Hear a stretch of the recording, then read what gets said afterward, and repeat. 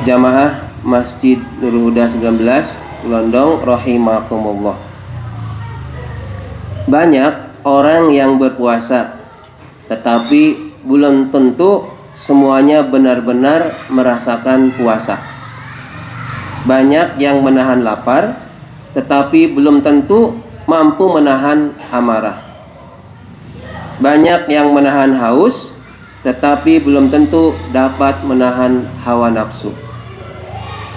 Pertanyaannya, sudahkah kita ini semuanya menerapkan puasa mendalam?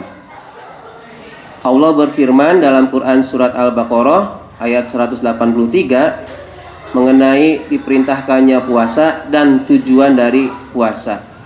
La'allakum tattaqun.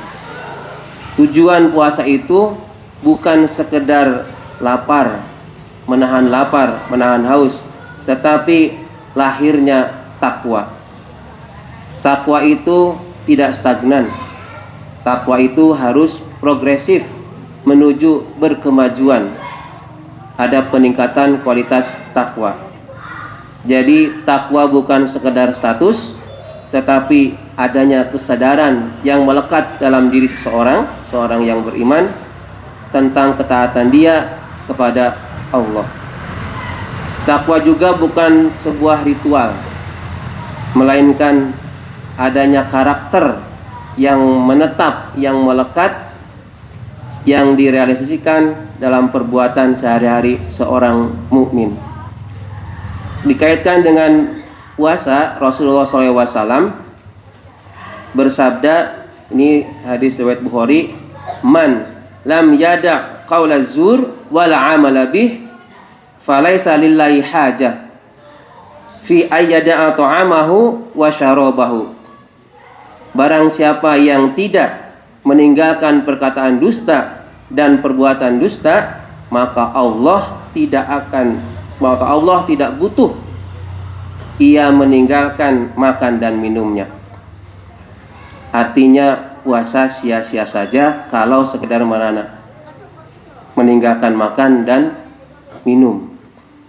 Itu tidak ada nilainya di mata Allah kalau hanya sekedar menahan lapar dan haus. Inilah puasa yang mendalam. Artinya ada syaratnya. Di antaranya adalah menjaga lisan dan melakukan perbuatan-perbuatan yang maksiat. Inilah puasa yang mendalam, yakni bukan hanya menahan yang terlihat, tetapi juga membersihkan yang tersembunyi. Sehingga apa itu puasa mendalam?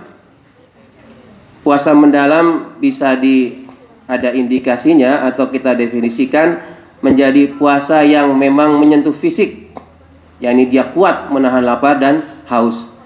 Menggugah emosi, yakni mampu menahan amarah. Mengubah pola pikir, artinya dia selalu dalam ketaatan, kesadaran dia sedang berpuasa, serta membentuk kepribadian, yakni kepribadian seorang muttaqin, orang yang bertakwa. Kalau puasa hanya di bibir, maksudnya dia tidak makan, tidak minum, memasukkan sesuatu objek ke dalam bibir lewat mulutnya, lewat bibirnya, itu cetek, itu ringan. Orang bukan mukmin pun, orang yang bukan Islam pun bisa. Kalau puasa hanya di perut, yakni dia kuat menahan lapar, dia tidak makan, dia tidak minum, itu hanya kualitasnya sebentar, terutama di Indonesia, hanya beberapa jam saja. Tetapi kalau puasa seseorang itu sampai masuk ke hati, artinya organ tubuhnya tidak hanya lisan, tidak hanya perutnya saja, mulutnya saja, tapi lisannya juga hatinya ikut berpuasa sampai mengakar. Artinya dia benar-benar puasa, itulah puasa yang mendalam.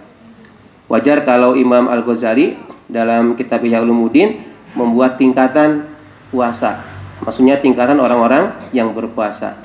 Ada yang disebut yang pertama puasa umum, yakni puasa seseorang yang hanya menahan makan dan minum. Ini orang mau operasi pun bisa menahan makan dan minum, tetapi belum tentu bernilai ibadah, karena dia niat tidak makan, tidak minumnya hanya memenuhi persyaratan mau operasi. Manut dokternya, bukan manut Allah.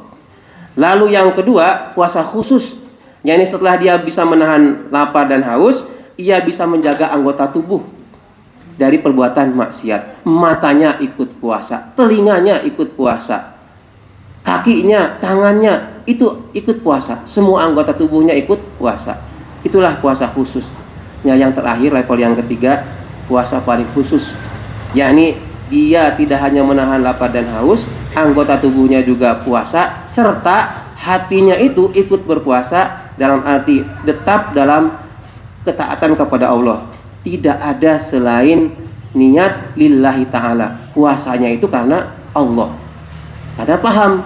Sesungguhnya puasa itu li, kata Allah, untuk aku, untuk Allah. Maka aku yang akan membalas pahala dari orang yang berpuasa.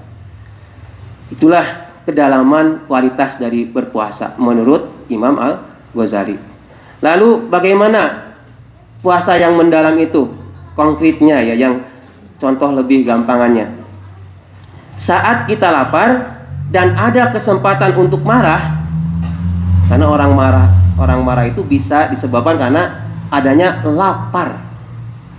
Makanya orang biar nggak banyak omong, biar nggak banyak menang, kasih makan ya. Makan gratis, jadi nggak usah protes.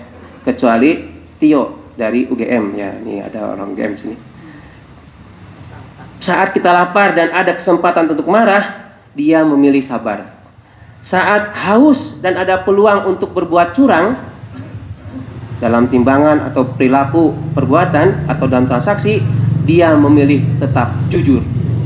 Saat lelah, capek dan ada godaan untuk malas, orang capek itu mesti cenderungnya akan rasa malas itu muncul, tetapi dia tetap memilih amanah, yakni saya harus tetap berenergi, tetap kuat, tidak ada rasa malas, tidak boleh ada rasa lelah saat berpuasa. Itu contohnya. Jadi puasa mendalam itu ibaratnya seperti, gampangannya gini, biasanya kalau kita itu mudah tersinggung, nah kalau memang kita benar-benar puasa, maka di bulan Ramadan itu kita belajar lapang dada, nggak usah tersinggungan, rasa mutungan. Jadi terima saja. Mutung, do you know mutung? Ya, mutung itu bahasa Jawa ya. Kalau bahasa Sundanya pundungan. Jadi tidak usah mutungan. Kesinggung sedikit mutung, diomongin sedikit mutung. Jangan. Biasanya juga kalau ada orang yang reaktif di media sosial, di grup misalnya, ada yang begini-begini, pengen, wah itu nggak sahih, itu nggak benar, itu hoax dan lain-lain. Tetapi apa? Dia lebih reflektif, maksudnya dia introspeksi diri. Benar nggak sih ini konten ini di grup misalnya, di grup WA. Kemudian kalau ada biasanya cepat membalas sesuatu, dia memilih ikhlas. Nah, bukan Pak Mukhlis ini, Pak Mukhlas ya. Ikhlas. Jadi di Ramadan ini belajar ikhlas. Di puasa mendalam itu endingnya seperti dalam pembelajaran deep learning ya. Apa yang bisa berubah setelah Ramadan? Ingat-ingat, apa yang bisa berubah setelah Ramadan meninggalkan kita? Kalau tidak ada perubahan, mungkin puasanya hanya sampai di bibir, di perut, di mulut dan di perut, hanya mampu menahan lapar dan haus. Lalu kaitan dengan deep learning dalam dunia pendidikan oleh Pak Kiai Abdul Mu'ti, deep learning ini sedang digencar diterapkan di sekolah-sekolah SD, SMP, itu ya, SMA. Dalam dunia pendidikan dikenal istilah deep learning atau pembelajaran mendalam. Jadi bukan sekedar hafal teori, tapi memahami makna. Bukan sekedar tahu rumus, tapi bisa menerapkan dalam hidup. Itu deep learning. Lalu bagaimana dengan puasa mendalam? Bukan pembelajaran mendalam, tapi puasa mendalam. Puasa mendalam pun begitu.